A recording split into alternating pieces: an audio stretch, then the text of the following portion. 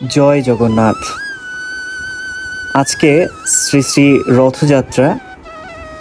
তো বরাবরের মতো আজকেও সারা দেশে রথযাত্রা পালিত হচ্ছে।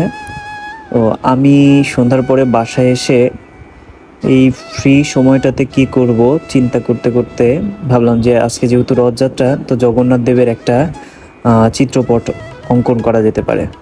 তো বসে বললাম, বাসায় যা যা ছিল তাই নিয়ে।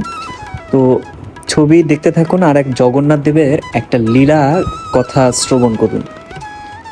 অনেক পুরান কথা। এক শেঠের কাছে এক ব্যক্তি কাজ করত।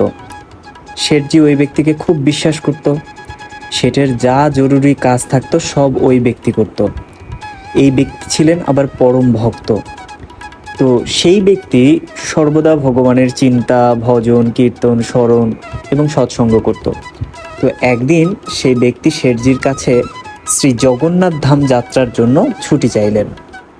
শেঠজি ছুটি দিল এবং সেই ব্যক্তিকে বলল, ভাই আমি তো সংসারী মানুষ, সবসময়ই ব্যবসার কাজে ব্যস্ত থাকি, তার কারণে কখনো তীর্থযাত্রার সুযোগও হয় না। তো তুমি তো যাচ্ছ, এই 100 টাকা আমার নামে প্রভু জগন্নাথের চরণে সেবায় সমর্পিত করে দিও। সেই ব্যক্তি টাকাটা নিয়ে জগন্নাথ দর্শনে যাত্রা শুরু করলেন। অনেক দিন পায়ে হেঁটে যাত্রা করে সে জগন্নাথপুরী পৌঁছালো। মন্দিরে যাওয়ার সময় সে রাস্তায় দেখলো অনেক সাধুসন্ত, ভক্তজন, বৈষ্ণবজন হরিনাম সংকীর্তনে খুব আনন্দ করছিল। কীর্তনের আনন্দে তাদের চোখ থেকে অশ্রুধারা পড়ছিল। জোরে জোরে তারা হরিবোল হরিবোল বলছিল। সংকীর্তনে খুব আনন্দ হচ্ছিল। চারদিকে সকল ভক্তরা এসে ওখানে দাঁড়িয়ে হরিনাম সংকীর্তনের আনন্দ নিচ্ছিল। সেই ব্যক্তি দেখছিল যে সংকীর্তনরত সব ভক্তজনরা সংকীর্তন করতে করতে তাদের ঠোঁট শুকিয়ে গেছে। দেখে মনে হচ্ছে তারা খুব ক্ষুধার্ত। এই ক্ষুধার্ত ভক্তদের দেখে সে ব্যক্তিটি চিন্তা করলো যে শেঠজি আমাকে যে কয় টাকা দিল তার থেকে ভক্তদের ভোজনের একটা ব্যবস্থা করা যেতে পারে। তখন সে কী করলো, 100 টাকা থেকে ভোজনের ব্যবস্থা করলো। সবাইকে 98 টাকা দিয়ে ভোজন করালেন। সকলে খুব তৃপ্ত হলেন। তার কাছে শুধু 2 টাকা আছে। সে ভাবলো এই 2 টাকায় আমি জগন্নাথ দেবের চরণে শেঠজির নামে সমর্পণ করব। তো যখন আমি আবার শেঠের কাছে পৌঁছাবো তখন আমি বলবো শেঠজিকে আমি টাকা সমর্পণ করেছি। শেঠজি তো জিজ্ঞাসা করবে না যে 100 টাকা আমি জগন্নাথের চরণে সমর্পণ করেছি কিনা। শেঠজি বলবে টাকা সমর্পণ করেছো? আমি হ্যাঁ বললে ওটা তো আর মিথ্যা বলা হবে না, বরং এই কাজটাও হয়ে গেল। ভক্ত সেই ব্যক্তি তখন আকুল মনে জগন্নাথজির দর্শন করলো, মন্দিরে প্রবেশ করলো। শ্রী জগন্নাথ দেবের এমন অপূর্ব রূপ নয়ন ভরে দর্শন করে নিজের হৃদয়ে তার রূপ মাধুরী বিরাজমান করলো। তো শেষে সে শেঠজির দেয়া সেই 2 টাকা জগন্নাথজির চরণে দিয়ে বলল, এই 2 টাকা আমার শেঠজি দিয়েছে। ওই রাতে শেঠজি রাতে স্বপ্ন দেখলো শ্রী জগন্নাথজিকে। জগন্নাথ স্বপ্নে এসে তাকে শেঠজিকে বলল যে তোমার 98 টাকা আমি পেয়েছি। এই বলে শ্রী জগন্নাথজি অন্তর্ধান হয়ে গেলেন।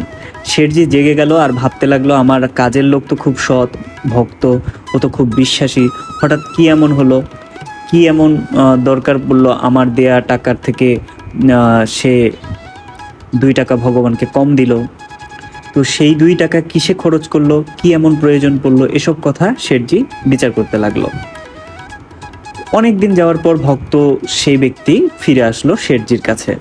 শেঠজি তখন তাকে জিজ্ঞাসা করলো, আমার টাকা জগন্নাথজিকে সমর্পণ করেছো কিনা?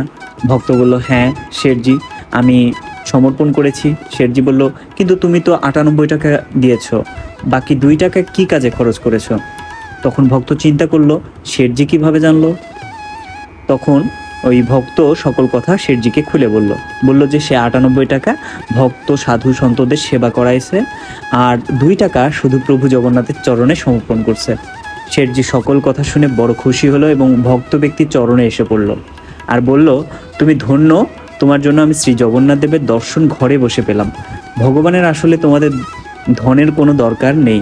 ভগবান ওই 98 টাকা স্বীকার করলো কারণ ওটা যে ভক্তের সেবাতে লেগেছে। কারণ ভক্তের হৃদয়ে ভগবানের বসবাস। যে 2 টাকা চরণে দিলে ওই টাকাটার কোনো মূল্য নেই প্রভুর কাছে। জগন্নাথ দেবের লীলা আসলে বোঝা বড় দায়। তো আজকে এই জগন্নাথ দেবের রথযাত্রা উপলক্ষে সারা বিশ্বের সকল হিন্দু ধর্মাবলম্বী ভাইদের শুভেচ্ছা জানাচ্ছি রথযাত্রার।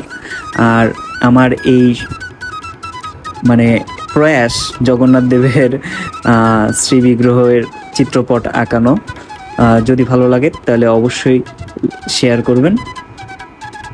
তো কেমন লাগছে দেখুন, এটা ফাইনাল লুক। তো সবাই ভালো থাকবেন, সুস্থ থাকবেন, ধন্যবাদ।